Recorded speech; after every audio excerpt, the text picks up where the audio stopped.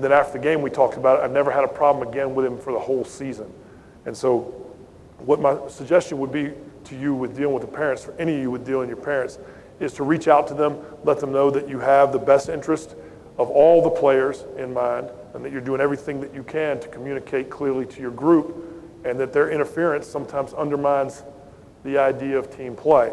And I think all you can ask is that they save their communications with their kids until times when they're alone. And you always know your parents are going to question the coach, they're going to question the other player. That's just part of it, and dealing with that is tough. You gotta have thick skin, you gotta have a decent ego to be a coach. And so I know exactly what you're talking about. Yes, sir. Warriors in 06? Yeah. Okay. My question to you is more for higher level teams like the 18 and overs, where X's and O's and obviously philosophies play more than anything else. Now that team that you guys had upset Dallas in the first round of the playoffs. Yeah, 4 years ago. First time ever that a team had done that to one, which was such a talent discrepancy. I mean, let's be honest, you guys were not at Dallas's level in terms of talent. Now, how do you prepare a team like that to play in a series like that against a team that's so overmatched? I mean, obviously it helped that you had their former coach as your head coach, but how is it that you guys were able to prepare and beat that team in six games when there was such a talent gap between you guys? Okay, the question, so everybody could hear it goes back to the time I was coaching at Golden State. We had a matchup against Dallas in the first round of the playoffs where we were perceived to be clearly inferior. And the question is, how do you get a team that's clearly inferior to believe they can pull off the upset? I think that's what you're asking, right? Yeah, and that's not easy.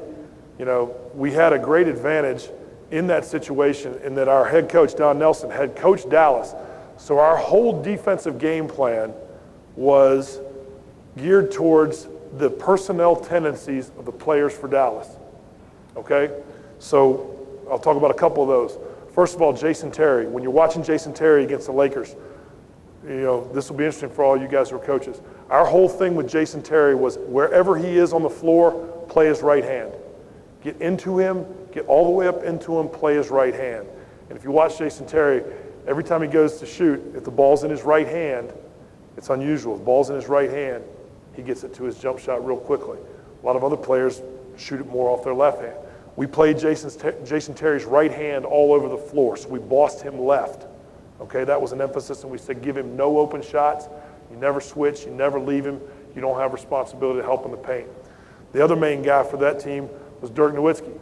Okay, and how do you play Dirk Nowitzki? We had a couple of guys who were really great matchups for him, and Steven Jackson, Al Harrington, some other guys. But Dirk also has a very strong personnel tendency, and that's that he goes left every time. He's a right-handed guy who goes left to get back and shoot, if you think about it. Okay, so we played the opposite on him. We were always in his left, and every time he put the ball on the floor, we came from his blind side to try to steal his dribble.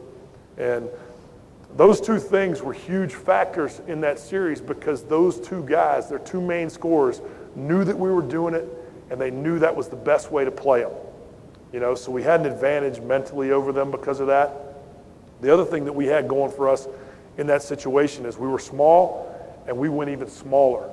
I mean, one of the keys in that series was that Dallas didn't start their center, who had started all year in the first game against us, because he'd played terrible against us all year. But the whole thing was we were a running team, and I want to talk about that just for a minute. How do you be a running team? What are the things that are most important to creating an up-tempo style of play? That's what I went through with my team this year. And our style of play clearly screwed with Dallas in that series. And as we gained confidence, they lost it, and we ended up beating them. But our players knew that those two things that I talked about defensively were going to give us, they're going to give us some opportunities. They knew if we did those things, we were going to make them uncomfortable. So that's the biggest part of pulling off an upset. Can you come up with a strategy that your team will buy into and believe in? They'll give you a chance. And sometimes that's the easiest part, because you get the strategy, you get the belief, you get on the floor, it doesn't work, and that's happened before. But in our case, that strategy did work. The other part of the thing for us is that we wanted to just run and run and run and run. And how do we do that? Well, everything else that we try to do with switching and creating turnovers was geared towards just changing the pace. So what Dallas was thinking is they've got to pound the ball inside against us, and they got to slow the game down. Well, we were just the opposite then. We were going to go faster and shoot more threes. And that was all part of the strategy that we used going into the game, and we were able to pull it off. It was a great matchup thing for us that allowed us to do that. But I want to go back and talk just briefly about the running game. How do you establish your running game? And I think this is also true for every age group, men or women. And this is one of the things that I talk about in terms of getting teams to play faster. A lot of coaches talk about on rebounds. When you get a rebound, you turn to the outside, put the ball over your head, and you look to throw an outlet pass. Everybody's heard that, right? Everybody's probably had guys practice that. Well, one of the things that Nelly did with our team at Golden State, and he said he's always done this, your responsibility on every rebound was to bust the ball down the floor at least one dribble. And that was every guy. So whoever took the rebound was responsible for advancing. And it was amazing for me the impact that had on the pace that we were able to generate. And that's something I did with my teams at Irvine this year. Now you've got to trust your centers or your poor ball handlers not to lose the ball in that situation. But if you work on that, with your bigs about getting the ball from the box outside the free throw line, it's amazing the pressure that puts on a defense. Okay, so that's something that everybody who wants to create an up-tempo style can practice that. You can work on that with your bigs, you can work on that with your guards. What it also does is, without your knowing maybe, it emphasizes rebounding to the guards. Because the best way to get a fast break is for the ball to end up in the hands of your guards immediately and have them push. So the victory for us over Dallas had to do with a lot of factors like that. And we were very, very fortunate also. And it was tough for me to see that Memphis beat San Antonio this year, the second time that an 8 seed had beaten a number 1 seed. So. Yes, sir. Regarding, plays are based on what kind of talent you have. I mean, I don't sit there and say, I'm going to run this type of motion offense when I get another, let's say my following year, I get a bunch of little kids, ninth graders that are soft rush players who don't know how to play that well. I can't implement that certain type of play. So what I've done in the past, and I was going to ask you if this is the right thing to do, zone is a lot easier to teach, zone offense. So let's say if I run a zone offense against a man-to-man, but I just add on to pick and roll and give and goes, would that be something, by keeping it simple like that, be able to do with kids? His question is, you all know as coaches, it's hard to run the same plays with different teams. To have a set of stuff that you go to over and over with, and can you do things like run your zone offense against man? And the answer obviously is yeah. I'm sure you've had some success with that, or you wouldn't have continued to do it, right? I'll get back to a point I made before. Mike Montgomery, that I worked for at Stanford, his playbook in his first year at Stanford and his 18th year, they were exactly the same. They had not changed at all. The calls were the same, the plays were the same, everything was the same. And there's an advantage to that. He knew it, players knew it, and that's how it went. That level of predictability is not one that I was most comfortable with. I like to tinker around. I think that's one of the funnest things. The exact opposite of that was Nelly. The way we started training camp was never the way we were when we finished, because he was always adjusting, always tinkering. Finding whatever balance you're comfortable with as a coach is what's important, because the bottom line is you need only to be organized as an offense. Everybody's got to know what you're trying to accomplish. It doesn't matter what types of plays you're running. It doesn't matter really how you call them.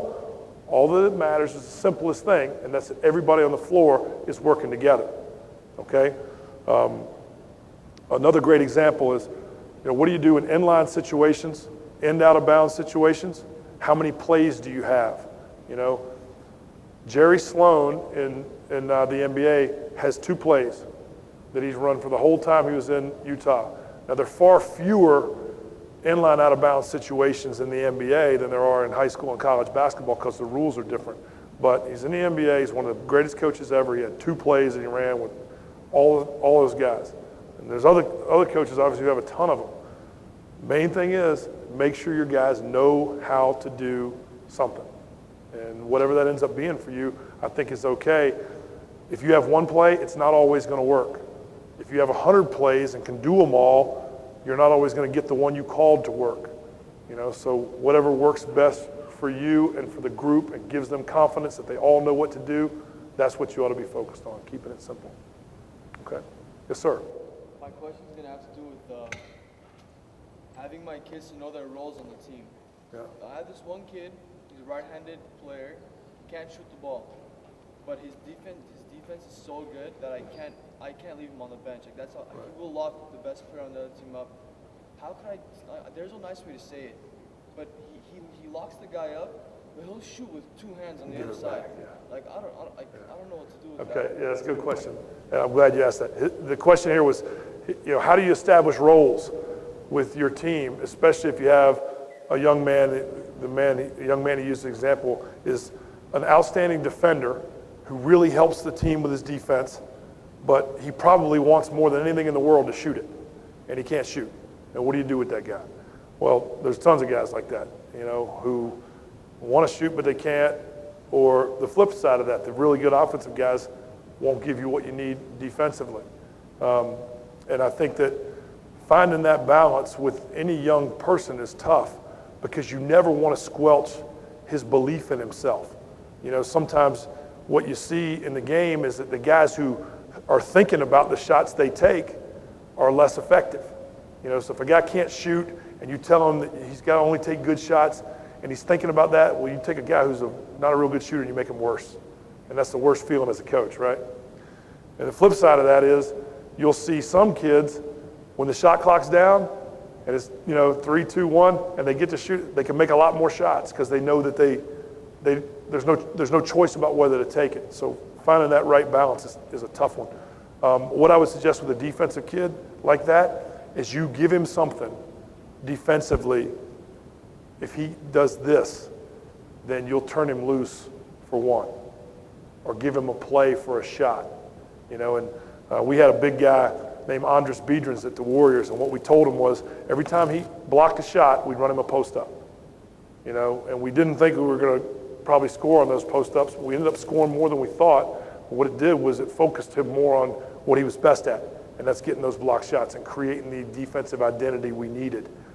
So maybe in the case that you're talking about, if you've got a young man who wants to get a shot, you tell him that if he can draw a charge, or if he can get 3 deflections, then you want him to have a jump shot, and figure out that balance. So he has a way to earn an opportunity to show you that he can shoot, because really that's what he wants to do more than anything in the world, is to show you and everybody else that he can shoot.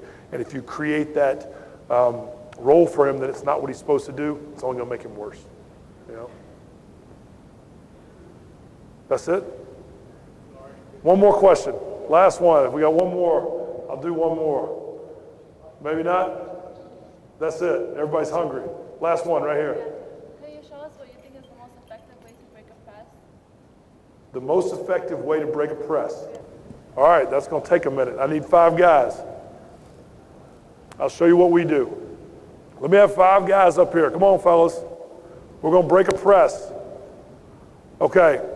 Let me have, let's see, number 25, you take it out of bounds. Or no, big fella, you take it out of bounds. That's fine. Number 8 and number 24 right here. Okay, in these elbows. Number 25, number 3. Let me have each one of you at half court. One on this side and one on this side. Now that's a big question. Okay? But let me talk just for a couple seconds about the things that I think are most important, because I think this is a good question. All right, you need 2 good ball handlers here. And I put them here. You could also stack them one behind the other. You want some kind of action between them so the defense can't just deny, okay? It doesn't have to be a screen. Sometimes an interchange is better because a lot of teams will switch if it's a man-to-man situation. So against switches, you want to run interchanges and not screens, okay? But you 2 guys got to understand that one of you is going to be working to catch the ball on this side of the court. One of you is going to be working to catch the ball on this side of the court. What you don't want to do is you don't want to trap yourself on the sideline. You don't want to trap yourself on the baseline, okay? So you guys, let's just walk through it. You can make some kind of interchange. One of you's into here, one of you's into there. And if we can't get it in, my next outlet's going to be here to the sideline, okay? And I always work on coming here and knowing that you can throw the ball, go ahead and throw it over here to the sideline, anywhere over here, and I should be the only one who can catch it.